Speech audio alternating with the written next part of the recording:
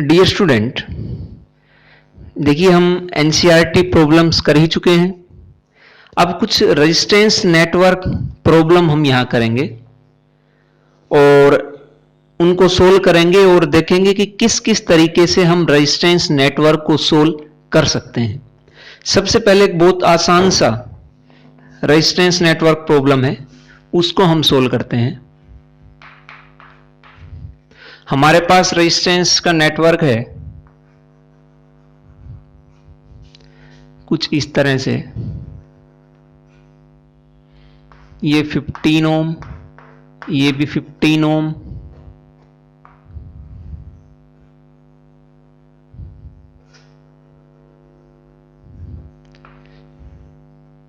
ये 30 ओम और ये भी 30 ओम। बीच में इनके लगा रखा है 40 ओम। X और Y, ये X हो गया है, ये Y हो गया है। कहता है find R equivalent between X and Y। Find R equivalent between X and Y, ये हमारा क्वेश्चन है फर्स्ट। सो इसमें किस तरह से हम सोल्व करेंगे? अब हम व्हीटस्टोन ब्रिज प्रिंसिपल पढ़ चुके हैं और मैंने कहा था कि जहां 5 रेजिस्टेंस कनेक्ट हों वहां एक बार जरूर ये देखेंगे कि व्हीटस्टोन ब्रिज बैलेंस की कंडीशन वहां ऑब्टेन हो रही है या नहीं। आप देखिए यहां जो रेजिस्टेंस कनेक्ट हैं, अगर हम इन रेजिस्टेंस का रेशियो देखें तो वो रेशियो बराबर आ रहा है। इसका नाम आप R1 दे दो, इसका R2 दे दो, इसका R3 दे दो और ये R4। आप R1 अपॉन R2 कर लो, इसका सॉल्यूशन देखिए, R1 अपॉन R2 कर लीजिए, R3 अपॉन R4 कर लीजिए, या आप R1 अपॉन R3 कर लीजिए, R2 अपॉन R4 कर लीजिए। रेशियो रेजिस्टेंस का सेम आ रहा है। R अपॉन R2 करेंगे तो 15 upon 15 equals to R3 upon R4 30 upon 30, 1 equals to 1। तो रेशियो यहां आया बराबर। इसमें भी आप देख सकते हैं R1 15, R3 30 equals to R2 15 और R4 30। यहां 1 अपॉन 2, 1 अपॉन 2, तो यहां भी रेशियो बराबर है। आप कैसे भी कर लीजिए, इन चारों रेजिस्टेंस का रेशियो बराबर। और अगर रेशियो बराबर है तो यहां व्हीटस्टोन ब्रिज प्रिंसिपल की कंडीशन सेटिस्फाइड हो रही है। और उसमें हमने कहा था कि बीच में ये जो रेजिस्टेंस होगा, फिर उस रेजिस्टेंस में से कोई करंट फ्लो नहीं होगा। इसका मतलब अब हम इस रेजिस्टेंस को हटा सकते हैं, इसका हमारे यहां कोई यूज नहीं है। तो आप इसको हटा दीजिए बीच में से। जैसे ही आप हटाएंगे एक सिंपल सा सर्किट आपके सामने होगा। ये 15 ओम, 15 ओम,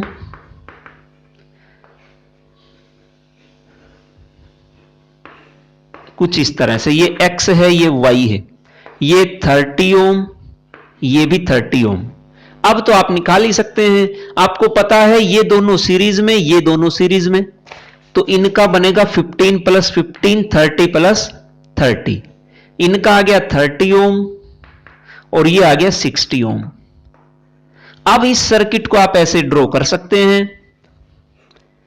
दो रेजिस्टेंस हैं, दो में से एक आपका 30 ओम आया, एक आपका 60 ओम आया, X और Y के बीच। X से चलना है, Y पे पहुंचना है। ये दोनों अब पैरेलल में। आप ऊपर वाले रास्ते से जाएंगे तो 60 नहीं आएगा, नीचे वाले से जाएंगे तो 30 नहीं आएगा। इसका मतलब ये दोनों अब पैरेलल में। तो R equivalent between X and Y equals to 30 into 60 upon 30 plus 60, 90, 0। ये चलो इसको सीधा ही काट दो, 33 जा 90 और ये 20। रेजिस्टेंस की वैल्यू आई है 20 ओम। सो इस तरह से आप व्हीटस्टोन ब्रिज प्रिंसिपल के लिए और उस प्रिंसिपल को यूज करते हुए रेजिस्टेंस की वैल्यू निकाल सकते हैं। बस आपको यह देखना है कि वहां बैलेंस ब्रिज की कंडीशन है या नहीं है। अगर ये बैलेंस नहीं करते, इनका रेशियो बराबर नहीं होता, तो फिर आप इसको नहीं हटा सकते थे। इस बात को आप ध्यान रखेंगे। उसके बाद और दूसरा तरीका जिससे हम रेजिस्टेंस को सोल्व कर सकते हैं वो है symmetric network problem. Symmetric network problem.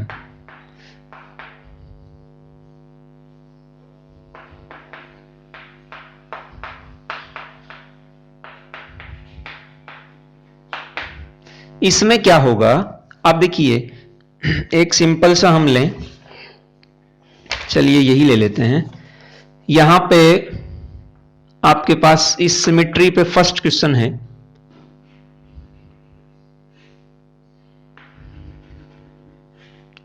ये रेजिस्टेंस आर, ये रेजिस्टेंस आर,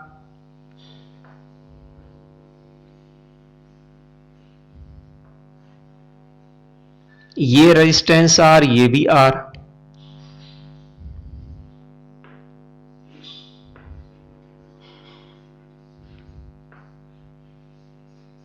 ये भी आर है और ये भी आर, और इन दोनों के ऊपर हमने ये रेजिस्टेंस लगा दिया, इसकी भी वैल्यू आर।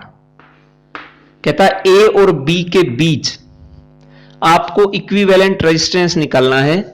बताइए इक्विवेलेंट रेजिस्टेंस कितना आएगा ए और बी के बीच। Find R equivalent between A and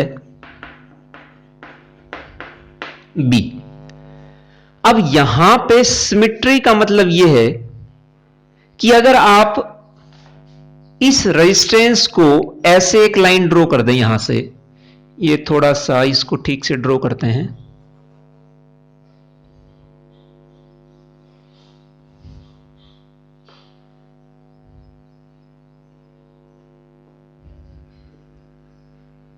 कुछ इस तरह से। अगर मैं यहां से ये एक वर्टिकल लाइन ड्रॉ कर दूं तो आप देखिए इस वर्टिकल लाइन से इस तरफ जो पोर्शन है एग्जैक्टली इस तरफ भी वही पोर्शन बन रहा है, सेम है दोनों तरफ। आप लेफ्ट साइड देख लीजिए, आप राइट साइड देख लीजिए, दोनों तरफ सेम है। इसका मतलब जितना रेजिस्टेंस इस लाइन से लेफ्ट साइड वाले पोर्शन का होगा उतना ही राइट साइड वाले का होगा। हम अगर लेफ्ट का कर दें तो राइट का अपने आप आ जाएगा, टोटल के लिए दोनों का सम कर देंगे। लेकिन यहां हम डिवाइड तभी कर सकते हैं जब लेफ्ट एग्जैक्टली राइट के बराबर हो। यहां आर था, यहां भी आर है, यहां आर था, यहां भी आर है, यहां आर, यहां भी आर। ये जो आर था इसको दो इक्वल पार्ट्स में डिवाइड किया तो इस तरफ तो बन गया है इस लाइन के, ये जो वर्टिकल लाइन थी इस लाइन के इस तरफ देखिए कौन सा पोर्शन बच गया है अब, आर।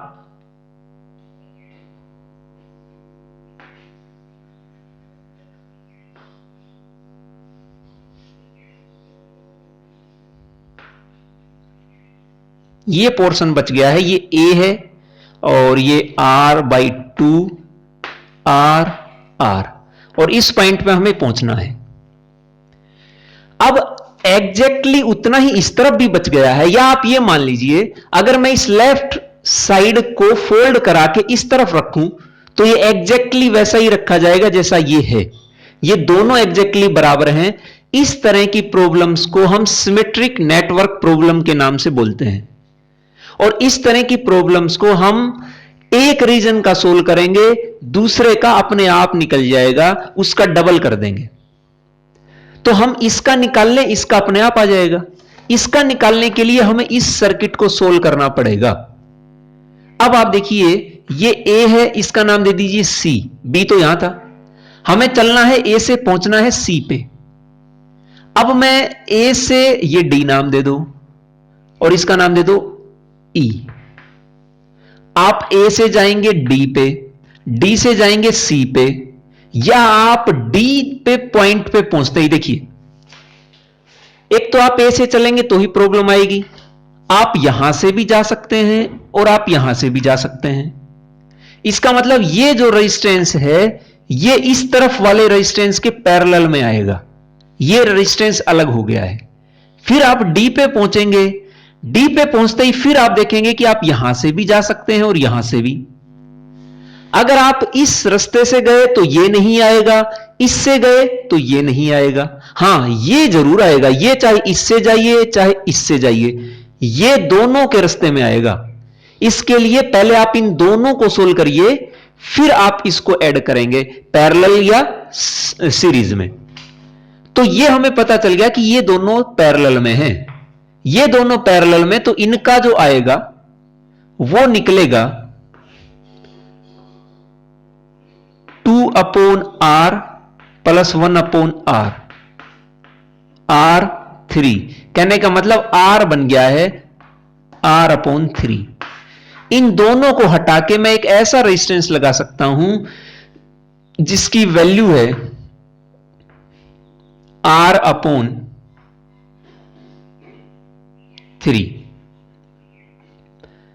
तो ये दोनों हट गए हैं, ये भी हट गई है साइड, ये साइड हमने ऐसे कर दी और ये बन गई है R/3 R और ये R। ये C पॉइंट था, ये A पॉइंट था। अब तो बहुत इजी हो गया है, ये दोनों सीरीज में, ये दोनों सीरीज में, तो R/3 में आप ऐड कर दीजिए R को, बनेगा 4R/3। इस 4R/3 के पैरेलल में ये बचता है R।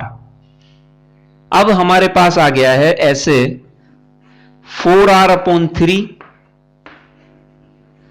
और ये बन गया है A पॉइंट, इसका नाम था, C इसका, और ये है R।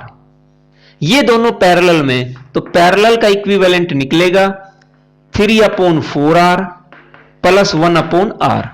4R एलसीएम आ गया है, 3 प्लस 4, कहने का मतलब 7/4R। ये हमारे पास आ गया है। अब ये जो आया है ये तो केवल हाफ पोर्शन का आया है, R लेफ्ट हम लिख देते हैं, लेफ्ट वाले का आया है। क्या जितना इसका आया उतना ही इसका नहीं आएगा? तो जो R इक्विवेलेंट आएगा A और B के बीच, this is twice of R left. तो यहां पे 2 इंटू, और ये सॉरी, ये तो 1/R था, R लेफ्ट। सो R लेफ्ट बनेगा, इसका भी आप ध्यान रखेंगे, ये बहुत बार मिस्टेक होती है, 4R/7। ट्वाइस करेंगे तो 4R/7 इक्वल्स टू 8R/7। सो इसको आप सिमेट्रिक प्रॉब्लम्स के थ्रू इस नेटवर्क को सोल्व कर सकते हैं। बस आपको यह देखना है कि सिमेट्री वहां बन रही है या नहीं बन रही। जैसे एक ऐसा ही प्रॉब्लम और लेते हैं, सिमेट्री पे ही है,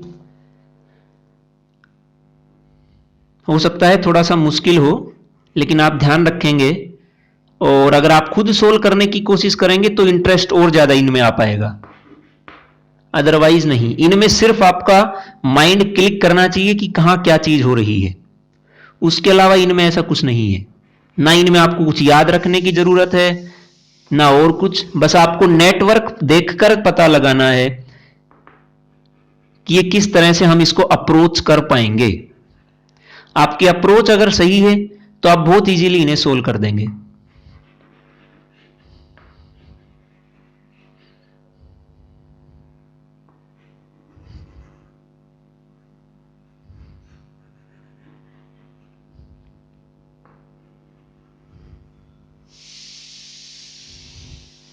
इस तरह से ये है, और हर रेजिस्टेंस की वैल्यू है R।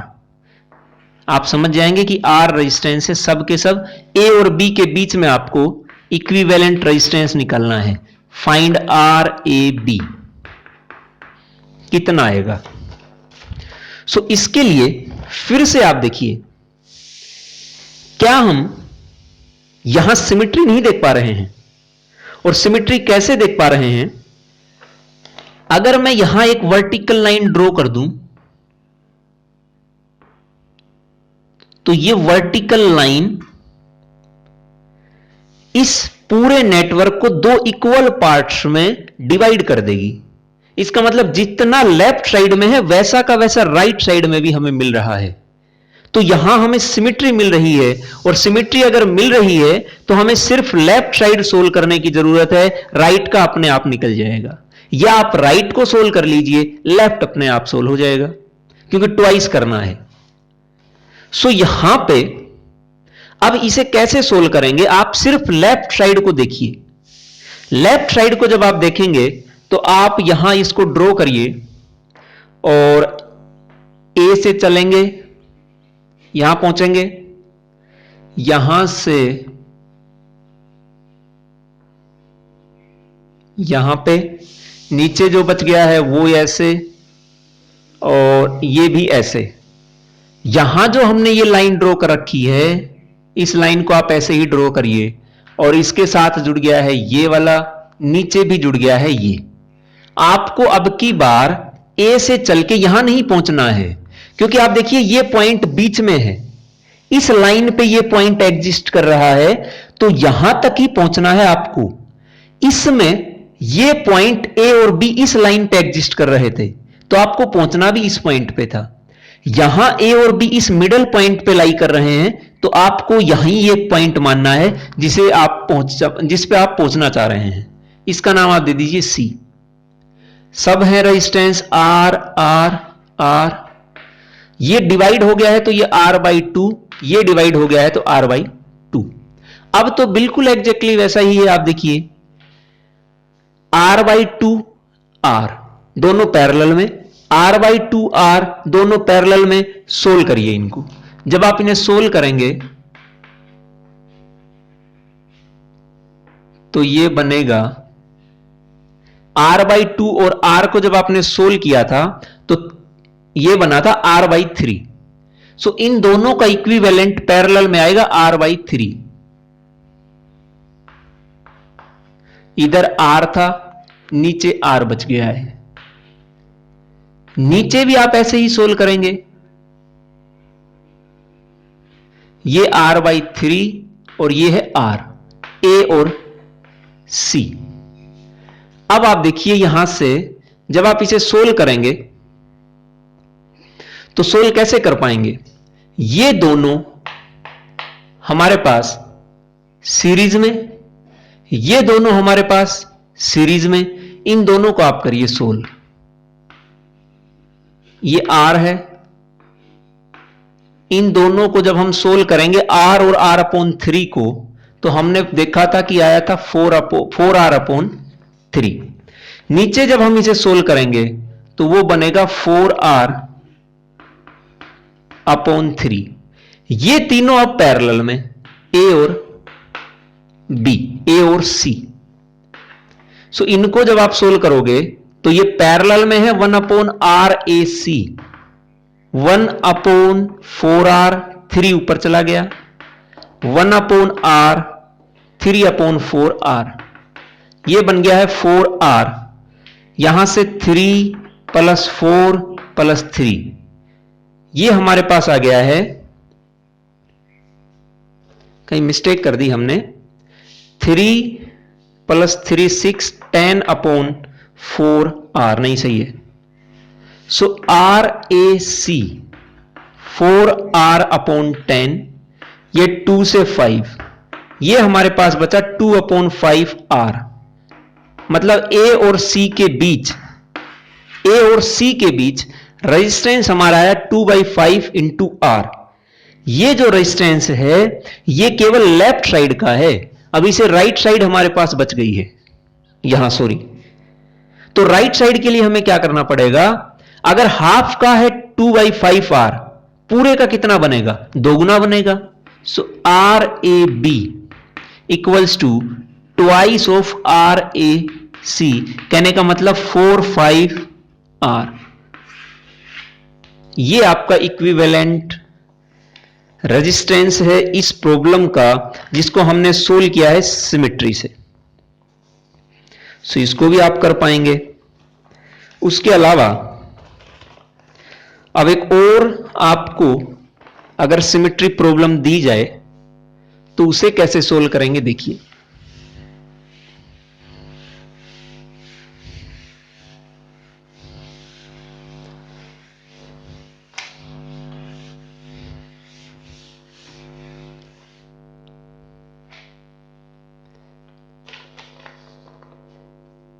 देखिए प्रॉब्लम है आपके पास, इसको थर्ड नाम देते हैं हम।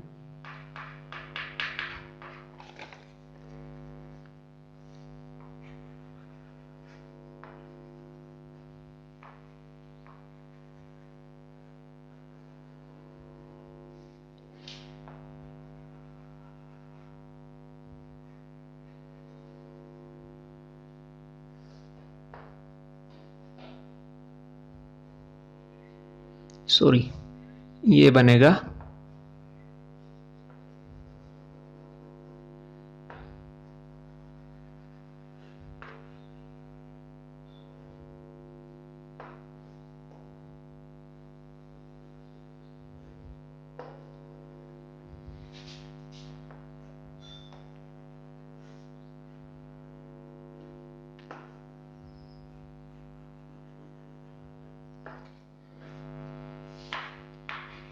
ए और बी।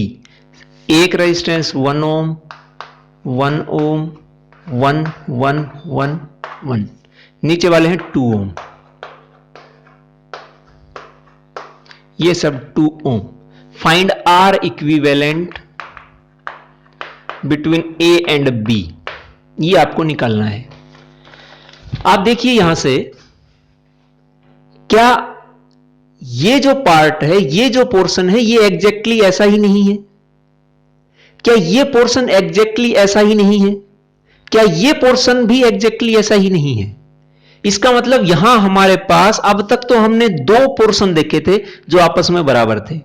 अब की बार हमारे पास 2 पोर्शन नहीं, 4 पोर्शन हैं जो आपस में एक दूसरे के बिल्कुल बराबर हैं। तो अब की बार हम क्या करेंगे, एक पोर्शन का रेजिस्टेंस निकालेंगे, तो 4 का कितना बनेगा, उसे 4 से मल्टीप्लाई कर देंगे। यहां हमने एक पोर्शन का निकाला था, टोटल 2 थे हमारे पास, तो 2 से मल्टीप्लाई कर दिया। यहां 4 पोर्शन है, 4 में से एक का निकाल लेंगे, तो 4 का निकालने के लिए हम उसको 4 से मल्टीप्लाई करा देंगे। सो पहले हमने कहा कि हमने इसको डिवाइड करा दिया, ये सिमिट्री आ गई है। इसको हम जब सोल्व करेंगे तो ये तो बहुत आसान सा बन गया है। बड़ा जरूर दिख रहा है लेकिन उनसे आसान है। 1 1 2 2। देखिए ये पॉइंट जो है ये इस मिडल लाइन पे लाई करेगा, तो आपको यहां नहीं पहुंचना है, सिर्फ यहीं रुक जाना है। ए सी नाम दे दीजिए। ये दोनों सीरीज में तो बनेगा 2 ओम, नीचे वाले दोनों भी सीरीज में 4 ओम। ए ये रह गया है, सी यहां पे, दोनों पैरेलल में, तो यहां पे आप करिए आर इक्विवेलेंट पैरेलल का 2 इंटू 4 अपॉन 6, 4 अपॉन 3 ओम। ये हमारे पास आर इक्विवेलेंट आया है ए और सी के बीच। अब ये तो सिर्फ एक पोर्शन का निकाल लिया है, टोटल कितने बचते हैं, 4 पोर्शन। तो 4 के लिए हम इसको मल्टीप्लाई कराएंगे, R A B equals to 4 times of R A C, कहने का मतलब 16 अपॉन 3 ओम। ये इसका इक्विवेलेंट रेजिस्टेंस होगा इस प्रॉब्लम का। सो इस तरह से हम इन्हें सोल्व कर सकते हैं। एक और प्रॉब्लम है, उसे हम कैसे सोल्व करेंगे वो आप देखिए। और अब की बार आपके पास एक पोर्शन नहीं, 2 पोर्शन नहीं, 3 नहीं, इनफाइनाइट रेजिस्टेंस हैं, और उन्हें आप कैसे सोल्व करेंगे देखिए।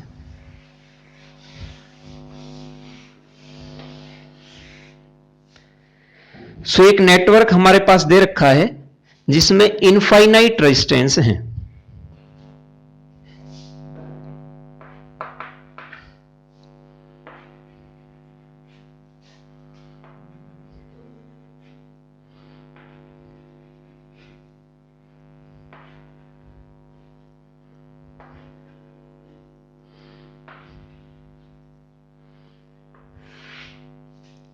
और ये ऐसे ही आगे की तरफ बढ़ता हुआ चला जाएगा इन्फिनिटी तक।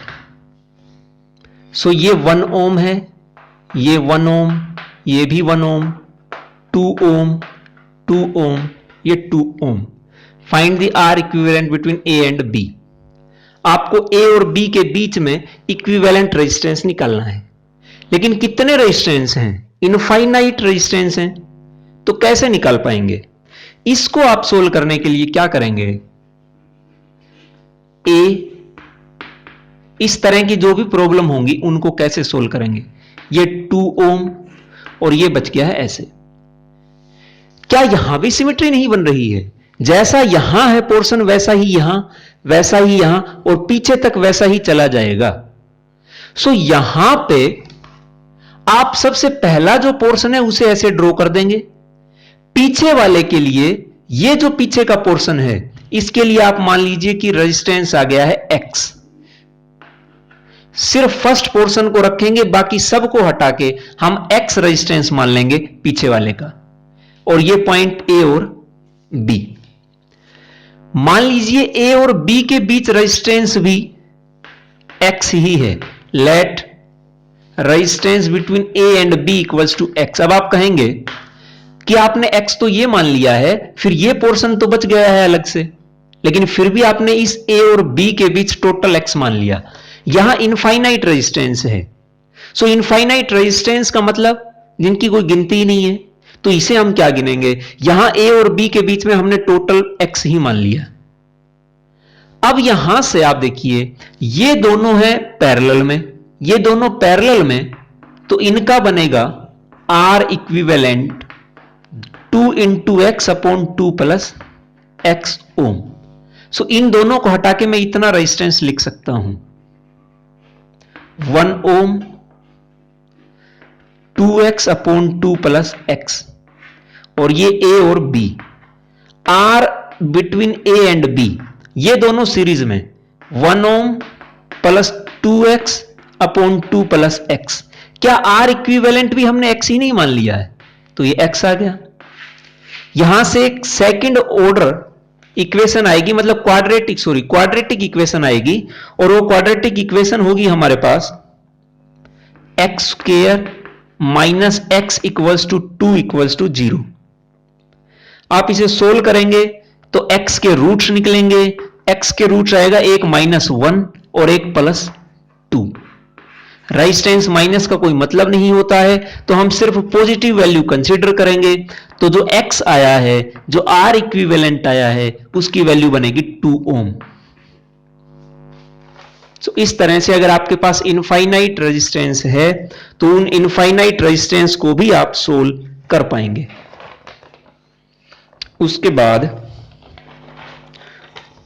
अब कुछ वैसे हम सेल कनेक्ट कर रखी हैं आपस में, और उनको सोल्व करते हैं कि कितना करंट फ्लो करा पाएंगी, कितना नहीं। देखिए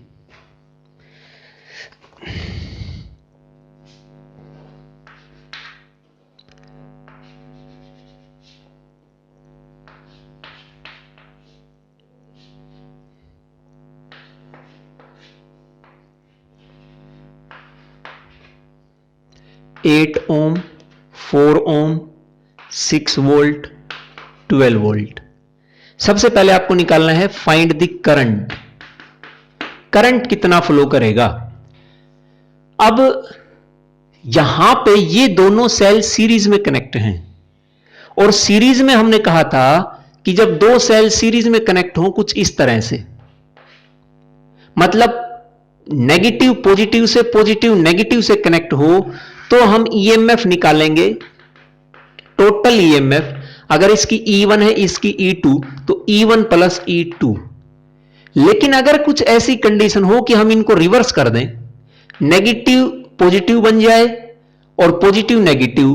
अब देखिए नेगेटिव नेगेटिव से कनेक्ट है, पॉजिटिव पॉजिटिव से, लेकिन है अब भी सीरीज में, तो यहां पोलैरिटी चेंज होगी, E1 माइनस E2 बन जाएगा। E इफेक्टिव को हम प्लस नहीं माइनस करके निकाल देंगे। यहां भी कुछ वैसा ही है, नेगेटिव नेगेटिव से कनेक्ट है, पॉजिटिव पॉजिटिव से। सो यहां जो E इफेक्टिव आएगी हमारे पास, वो बनेगी E1 माइनस E2, या आप ये समझ लीजिए जो ज्यादा है उसमें से कम को माइनस कर दो, 12 माइनस 6 इक्वल्स टू 6 वोल्ट। ये टोटल ईएमएफ काम करेगी। टोटल रेजिस्टेंस कितना सीरीज में 4 + 8 12 ओम। अब आपके पास करंट आ जाएगा ईएमएफ अपॉन रेजिस्टेंस 1/2 एम्पियर।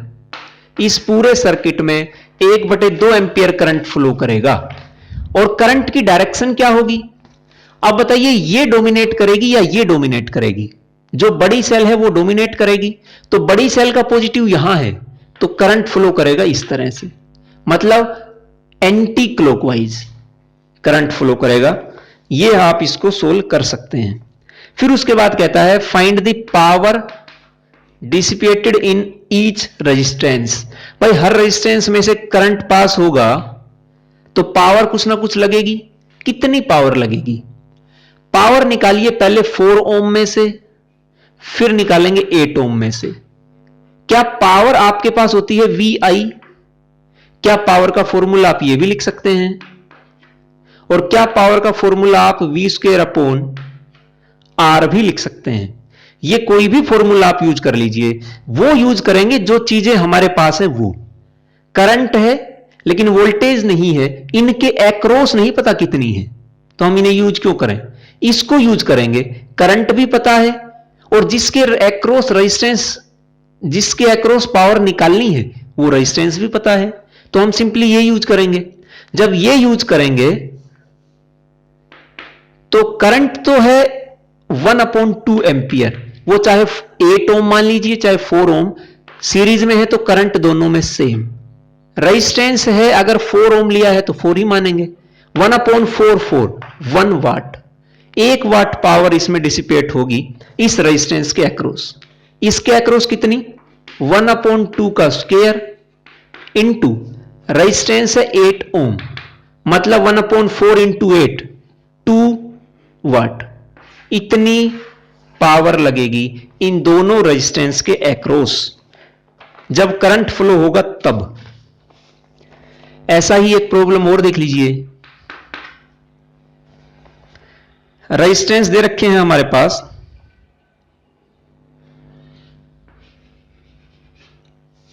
ये 1 ओम मान लीजिए,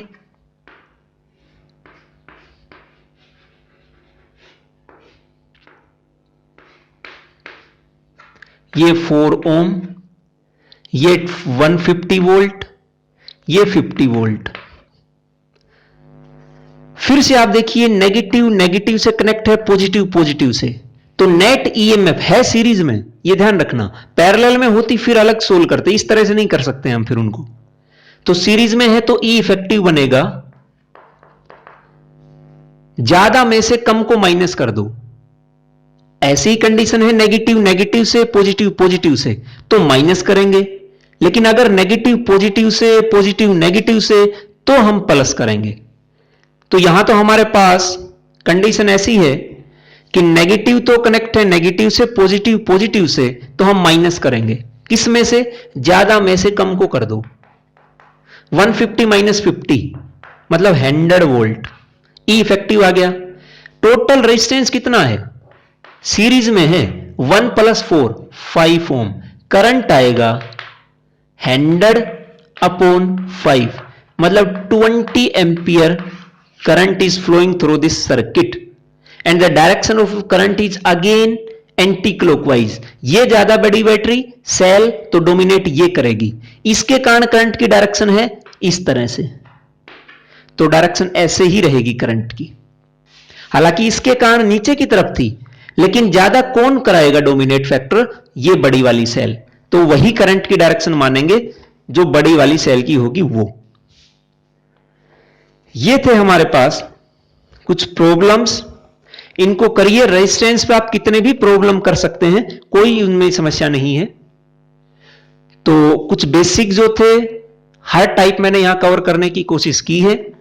आई होप कि आपको समझ आया होगा, तो इनको करिए। Thank you.